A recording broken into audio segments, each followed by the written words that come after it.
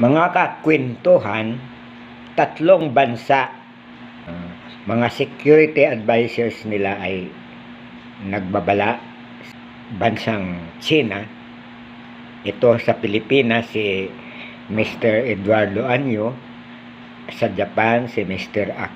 Akiba Takiyo, at ang US ay si Mr. Jake Sullivan.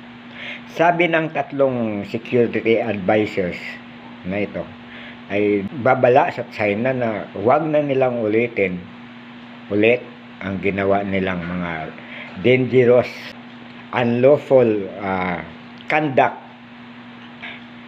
diyan sa Tomasol noong nakaraang araw at doon naman sa Scarborough Shoal, pangyayaring winater cannon ang ating barko ng BIPA at yung binangga yung papuntang BRP Sierra Madre.